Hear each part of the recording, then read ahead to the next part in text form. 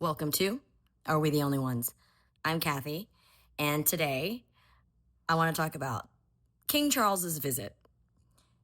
Now, King Charles has just given a speech at Congress where he did a little light roasting of Trump and not really being hardcore talking about Epstein, which I think is appropriate. I know that Representative Ro Khanna made a statement that he was a little bit disappointed that he didn't actually say something that was pretty almost direct, but I don't think that would have been appropriate.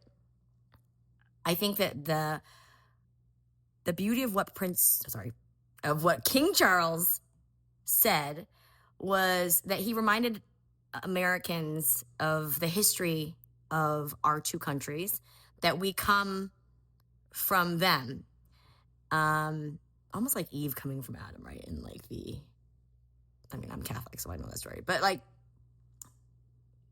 we are too intertwined to be at odds with each other. But it also, you just can't help but feel like there's this, if England can hold a former prince, or if they can strip a prince and turn him into a former prince, and the king who's talking, it's his brother, when he's talking about the Magna Carta and how leadership should still be held to account with checks and balances, and the House and the Senate erupted.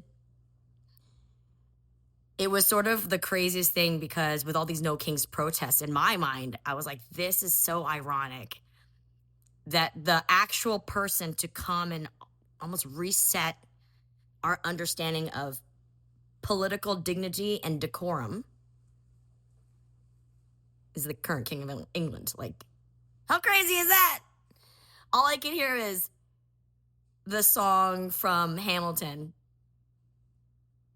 "You'll Be Back." Anyway, I don't want to get in trouble with any copyright, but it was definitely a moment where the whole world, and specifically Americans, and really, really specifically congressional members, could be reminded of what a real leader that has been trained their whole life for this job, what that kind of leader looks like, compared to someone who was not formally trained, doesn't care about any of the norms for politics, doesn't care about leading in the typical way that we're used to leaders leading, which is to lead on behalf and to take care of their people and to make their countries more profitable, stronger, having popularity from their people based on actual legislation that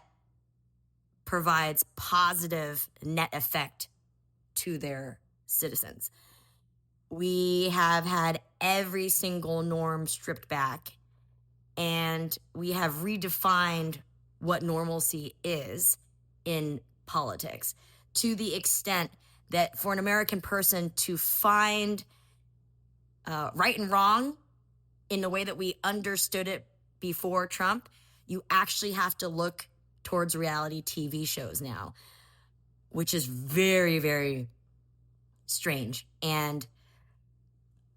but also perfect, because Trump ascended through reality television on The Apprentice. And it is, as you see how Hollywood is not doing that well in theaters, and then you see the pull of celebrity as we knew it with scripted shows and film lose their power and prestige and weight of their platforms. And now the pop culture moments that are occurring from shows like Summer House, where there are real consequences of loyalty, honor, faith, truth versus lies, manipulation versus integrity. We are actually trying to find where is the truth. The truth is right now, currently on Bravo, where you get it, and on independent media, where you can see the way that we actually talk about everything with facts and evidentiary support and experts actually talking about things that they know about still exists, but it does not exist on mainstream media anymore. It exists on Substack, independent media, and then subsequently YouTube, essentially. So we're going through an informational change on where we get our truth from. And in that process, we're also in this weird, like, rebranding of American understanding and relationship with the royal family, right? Like, every time I go to a No Kings protest, I'm like, it's so weird. The Kings are actually more benevolent right now than the democratically elected leaders in the G8. You know, I think I'm happy that my country of birth, France, is holding the line and closing down headquarters for Elon Musk and the Rothschilds.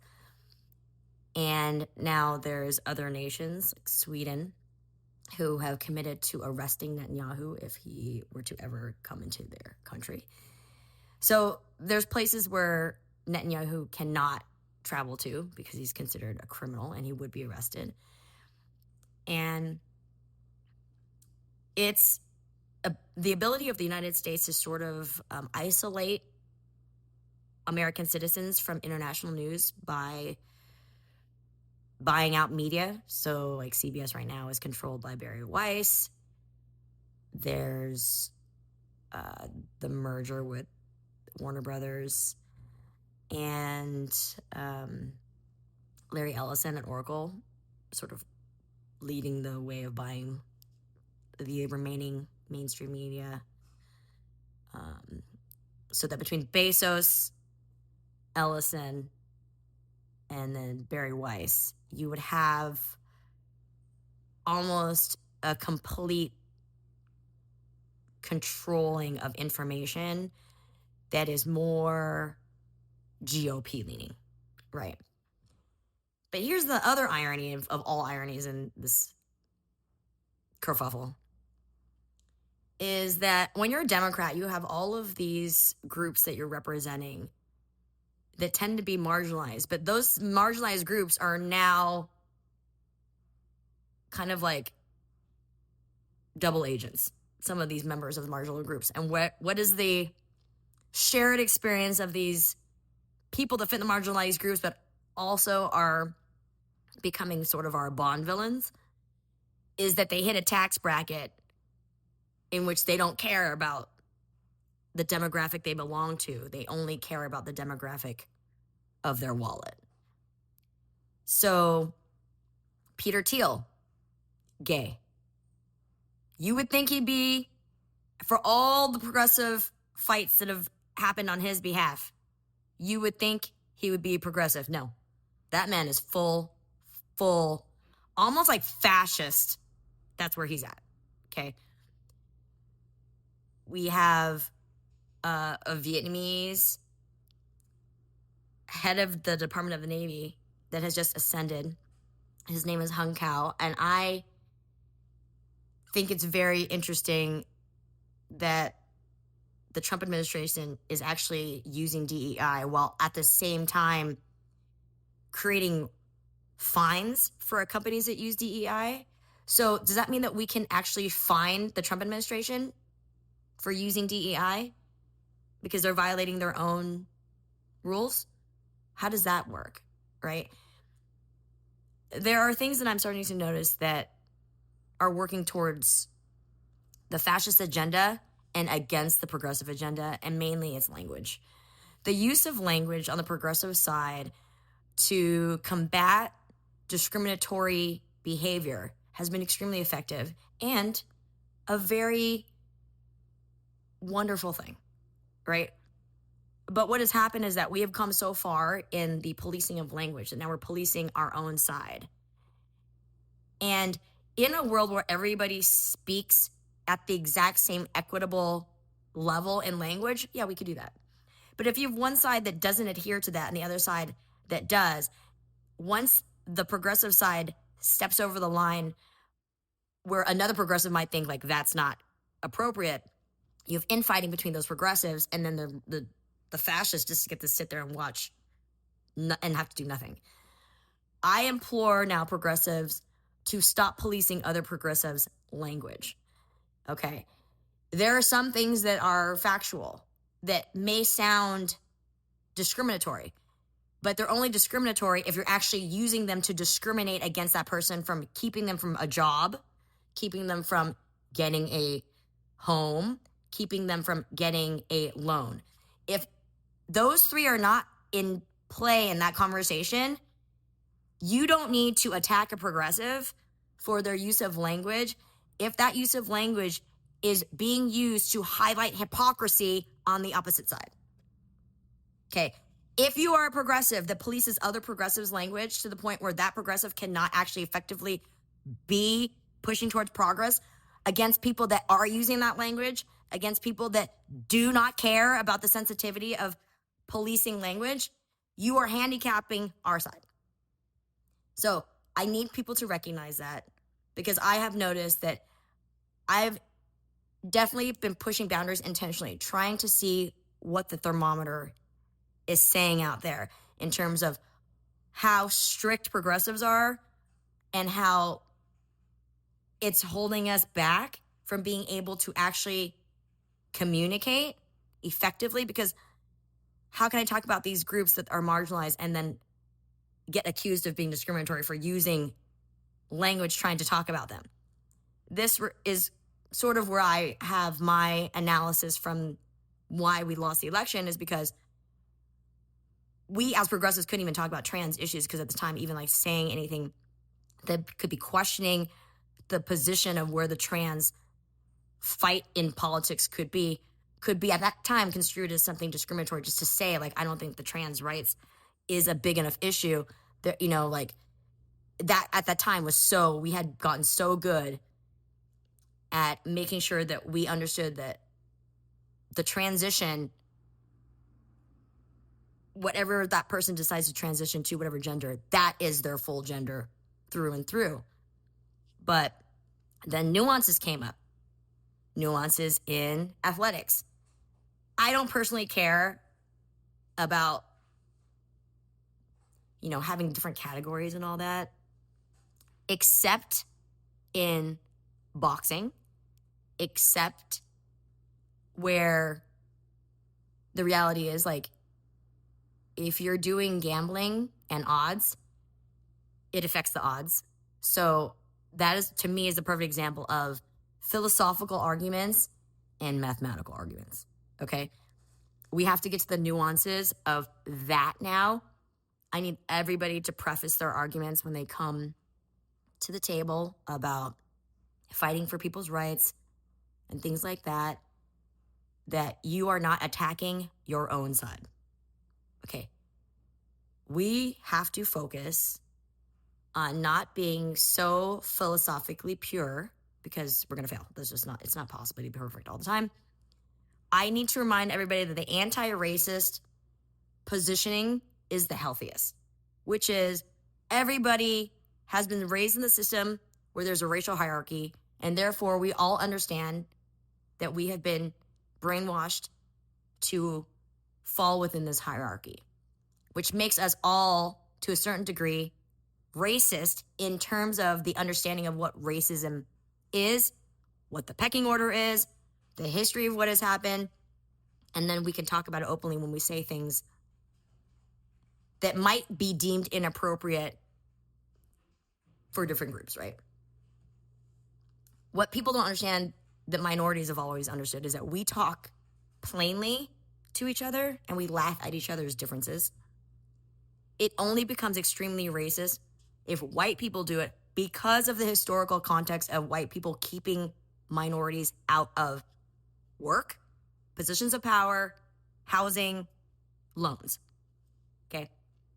Deed theft in New York has finally gotten a lot of attention. Love Mayor Mamdani for creating a task force for deed theft. That is super engulfed in racism. Deed theft in Brooklyn, New York is predominantly taking deeds from African Americans, and it is usually perpetuated by people that are Orthodox Jews, or maybe not Orthodox, but like practicing Jews. And there's even a firm that had a lawyer, and it was basically like a corporation that literally went and like in an organized way committed deed theft through Brooklyn. And it's finally being addressed. And I think part of the reason that it took so long was because without all of this information about Israel being behind the John F. Kennedy assassination, being behind the Epstein island, the Epstein class, behind all of the human trafficking and all that, the word anti-Semite lost its power. And by that happening, enabled New York to look at deed theft and the people behind it that happened to be Jewish in a more serious way, because they weren't being maybe deterred by being called anti-Semitic. You know, the police don't want to be called, like, all, you know, from an official capacity. That word had so much power that literally nobody could proceed to do anything to hold anybody to account that was hiding under that sort of like smoke and mirrors, right? Like, this is the reason. And then like, I don't know how to fight that, right? This is why I implore everybody to chill out on policing words. Yes, you can hold people to account. You can say, hey, that's not cool you said that.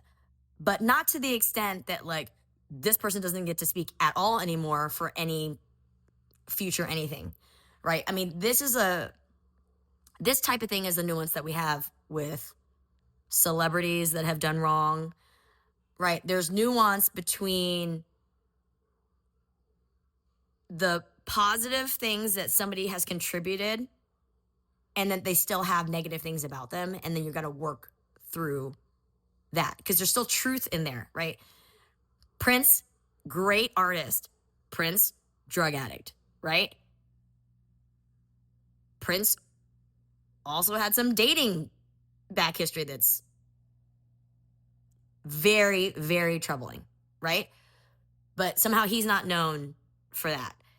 Michael Jackson is known for his problematic history with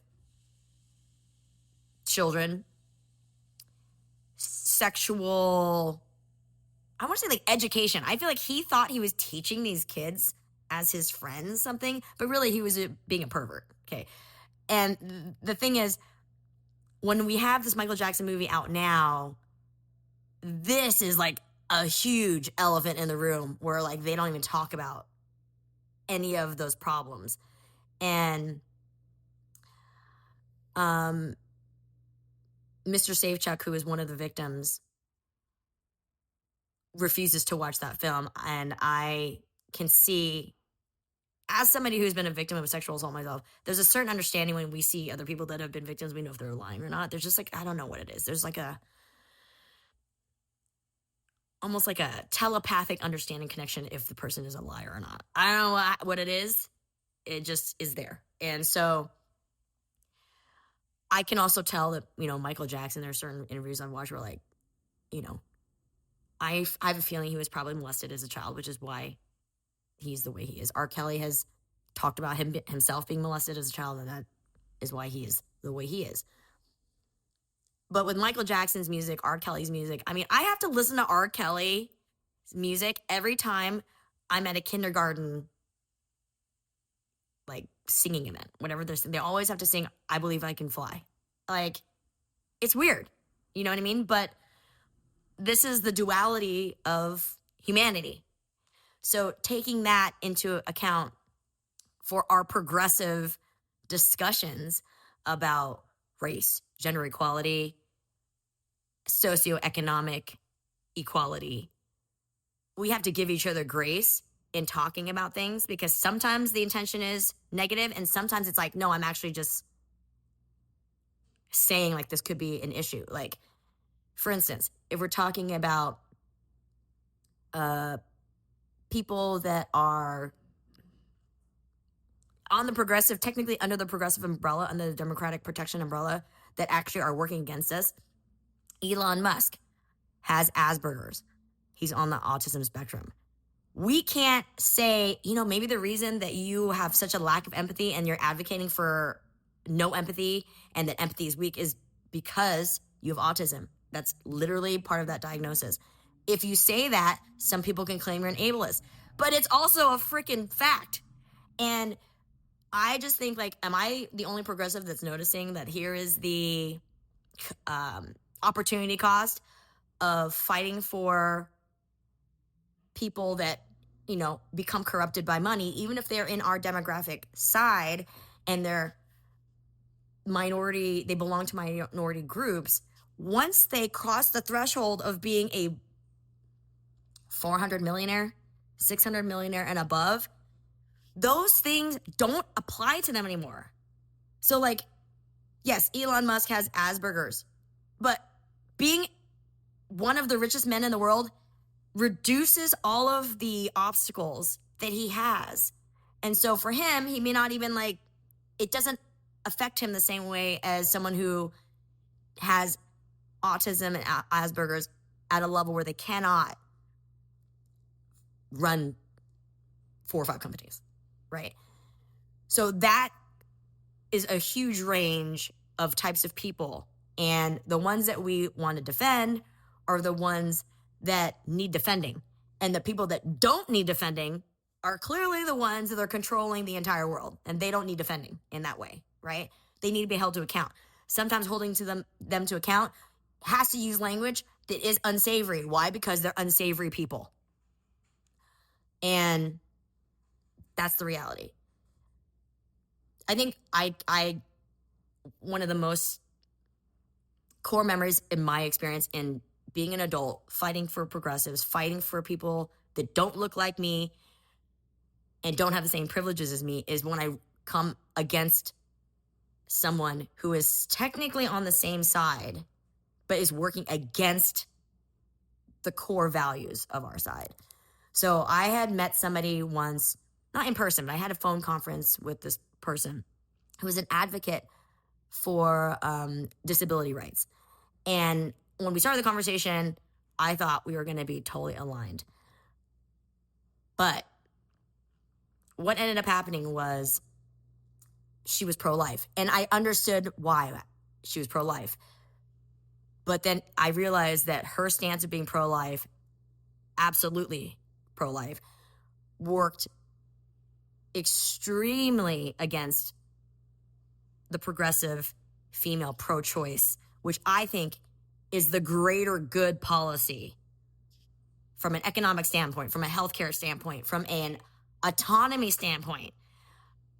It's definitely the better way. But I understand why somebody who comes from a community that is put in danger by the pro-choice movement would be pro-life. Okay, I understand that.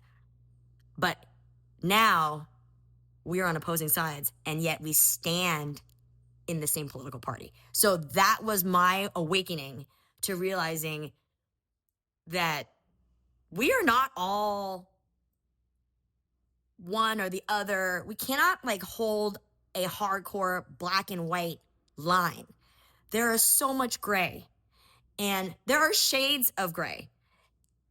Not that kind of shades of gray, but you know what I'm saying? And that it is very much something that we are all educated enough now to discuss the nuance of everybody, right? Republicans are all about the platform of separation. They're not for affirmative action. They don't believe in diversity. They don't believe in equity. They don't believe in inclusion. And yet they promote people of color, women. Everybody they promote is not actually qualified. That is the most, like, perverse form of affirmative action, and DEI is what they're using, right? We want to put up the best people, and we don't want people that look different than what you expect to be held in those positions to be held out of those positions. That's the progressive side. We want the best people in the job. But I've also found that something that is completely clear and you cannot deny, both progressive Democrats and Republicans are both owned by APEC. And Bernie Sanders right now, I love him to death, and he wants progressive candidates to completely reject all super PAC money. I am down for that if the Republicans are also doing that. If that's not the case, why are we limiting our ability to access to a war chest to fight people that have way more access to money? That seems like a very bad strategy. Okay. I don't hold you at fault for accepting money. I hold you at fault for accepting money as a straight up quid pro quo. You can always raise money for a campaign. You are not committing that you're going to do whatever that money is earmarked to do, right? That's not the thing. They're supposed to be donating to you because they believe in you as a candidate, not because you agreed to give them something. That's a bribe. The nuance is there. It's a thin line, but it's there. And people are just using the philosophies incorrectly. Okay, so let's get back on track and let's remind everybody how things actually are supposed to work. We have been distracted by entertainment, myself included. But I am very active, right? And when I'm talking to people sometimes and they have no clue what's going on, I am astounded that there are people that know nothing that is going on. And that's alarming to me because that is how you lose your rights. You get comfortable in an environment and you just stay in your bubble, not realizing that concrete is being poured over your bubble until your bubble becomes a prison. We need to be angry. We need to look at the UK and see King Charles coming here and speaking so eloquently and going, wow, we have allowed the rhetoric of capitalism to take over and not even enforce our laws to maintain capitalism that is not corrupted. So badly we have failed at this that the King of England coming here reminds us that actually we have screwed up so bad that kings are better. Like that's how much we have allowed the white privilege of Donald Trump to go on. He has not been held responsible for anything that he has done. And by proxy, other people who have not been elected into these positions get even more nuance. And I mean, I don't know how many get out of jail free cards these people are going to get, but I want that for the Democrats then. You know, if we take power, I don't want to care about the opinions of the GOP unless it's from Thomas Massie. I say we only allow certain Republicans to have the progressives' ear because we know they're not corrupted.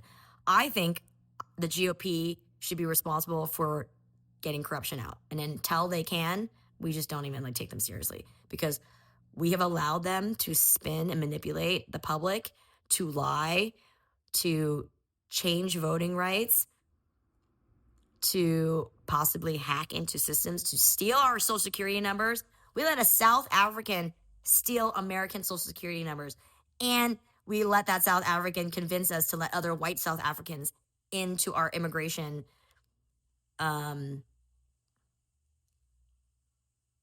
apparently the South Africans hate it here and they think it's too hard, they're going back. I mean, what weak bitches? Am I right? I mean, you can enslave and go through apartheid, but you can't come here and freaking make it on your own. Like, weak bitches, dude.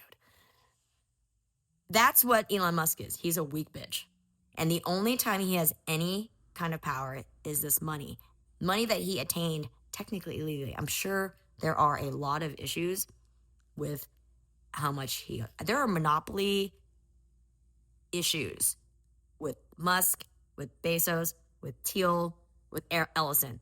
But because they're doing monopolies across different industries, it's not covered under the monopoly laws that we have necessarily. We have to clarify these laws. We have to also clarify these laws for poly market trading, Kalshi trading. This insider trading is real. It's considered commodities. Somehow they did that. I think that is Rothschild, JP Morgan, Jamie Dimon, all in, David Solomon, I'm calling you out too. There should be, I believe David Solomon would not be, because I've met him before and I knew him at one time. Good dude. But I don't know if Goldman Sachs has the stomach to actually lead a new era of anti-corruption in finance. If there's one person I believe that could do it, it would be David Solomon. But I don't know if he's going to do it.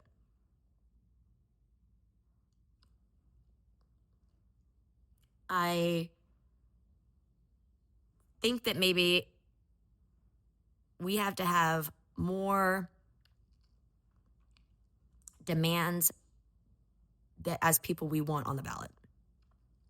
For instance, we should demand a vote that Congress has to use the same healthcare that the American people use. Period. I do think that that is a system that is so interesting because Congress uses the same healthcare system as the military. So when I was on TRICARE military, that means that basically it's all included. It's not like number one. So maybe the politicians get because Walter Reed, but I remember going to a general practitioner, wanted to do a pap smear me, did a pap smear me, didn't know what he was doing. I was in pain. That's military freaking healthcare, right? That's a private, that was in New York. So I wasn't going to a military doctor. It was in the network, but I could only go to that doctor. And I was like, I don't like this doctor. I didn't have a choice. So they have to go to specific but they're covered, right? So they can't vote on our healthcare because they're not in the same system. That is not set up, I think, by accident. It's set up in a way that basically conspires to screw over the American people. I want that system to be changed. I want us to demand a vote that congressional members have to have the same health care as American people. If we can get that going, that will change everything. I think also there's so many things that, we just don't seem to understand have become so corrupted that they're literally destroying the economy for the middle class and below. But there will be a point where we're going to bankrupt this nation, and any sustainability we have to continue is really just goodwill, which we're destroying right now. So as a former currency trader, I'm very concerned about the value of the dollar. I know the world is trying to get off the dollar and go into the gold. And France took all their gold from our United States mint. We'd been holding it for I want to say 60 something years or something. And they decided to take their gold back because they don't trust us anymore. So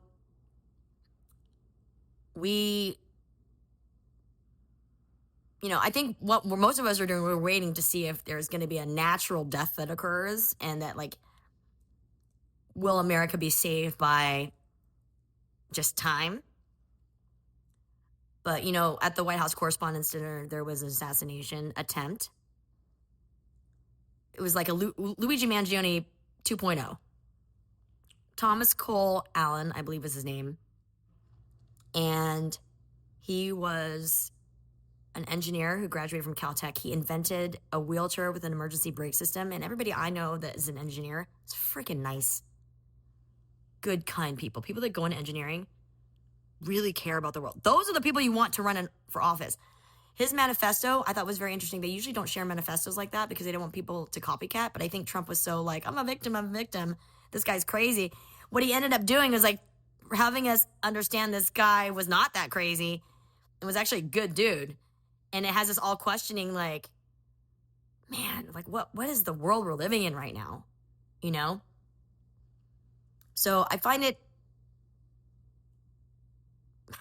I don't want to say interesting now. I just find it telling that everything is happening directly in front of our face. We can see everything is bad, but just there's no recourse. Is there recourse? Is there accountability? Is there going to be punishment? I believe there will be. I just don't know if it will come in time. I want Donald Trump to stay alive as long as possible because I want him to see his name and legacy crumble before his eyes. I think that is the real punishment for him.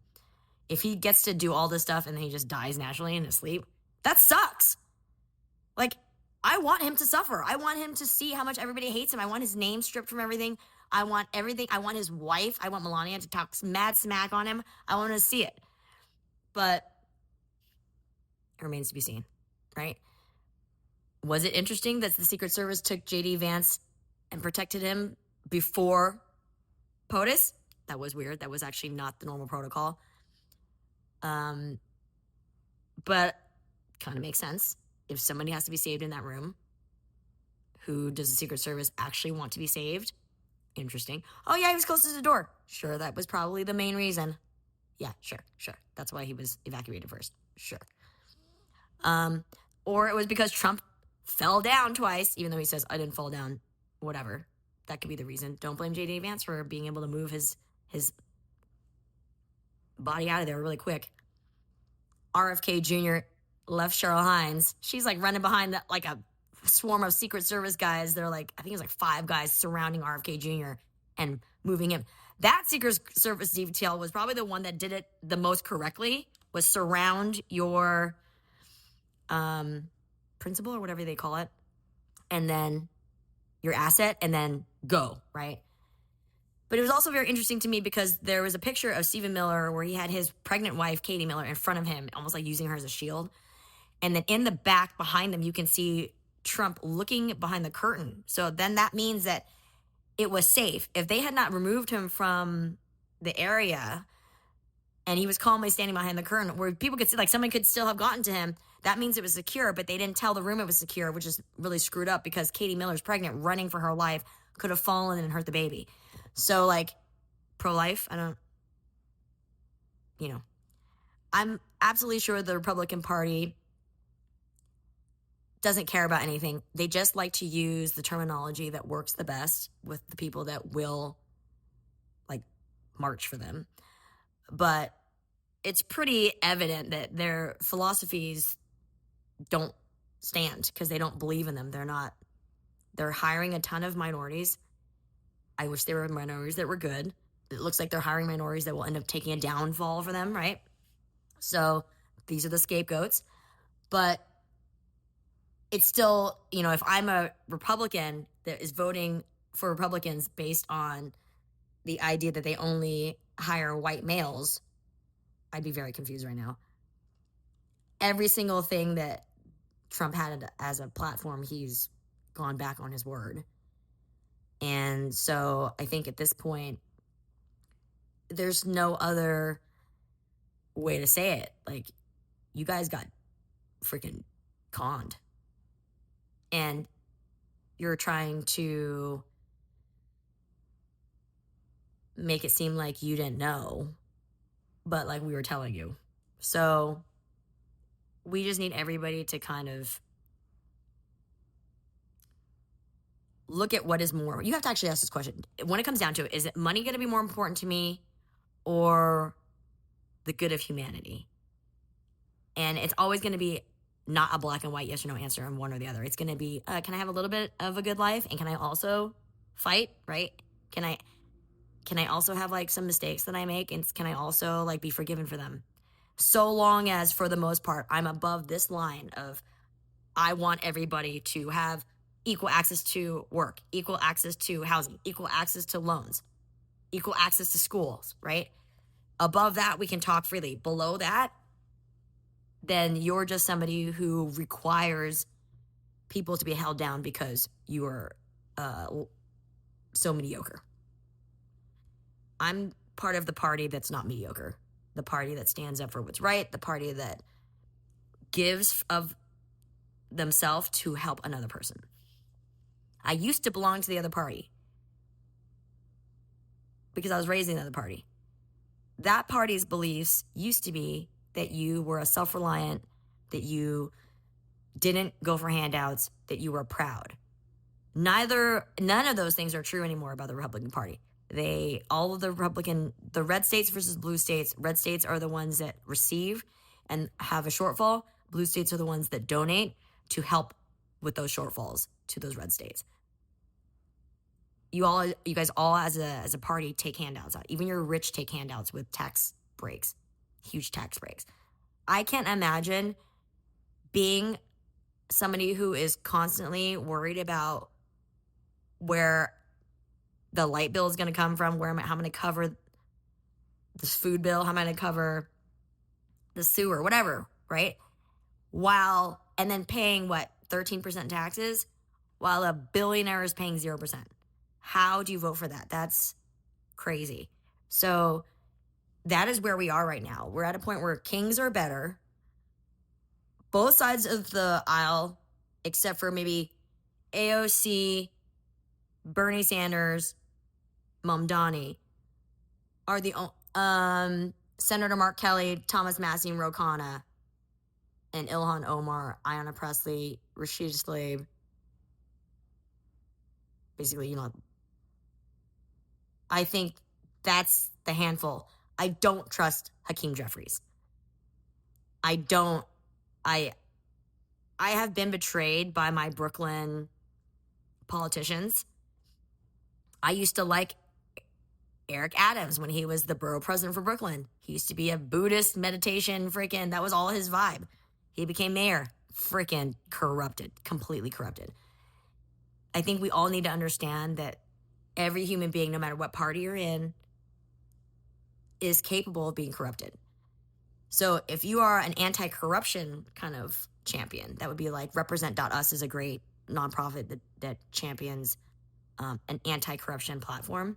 Jennifer Lawrence basically took a year off from acting and basically studied with Represent.us. So if you want to find where to go, put your support behind an organization that has specific goals, like Vote, Run, Lead is training women to run for office, nonpartisan, and then Represent.us, anti-corruption. These are the two organizations I think you should, if you're looking for somewhere to back, those two are the strongest. I think She Should Run for Something is a great one. But those are the main ones. And I think if you're kind of lost right now trying to figure out where do I put my support, how do I do something, that's where you would start. All right. Hang in there, guys. Until next time, give me a like, follow, subscribe.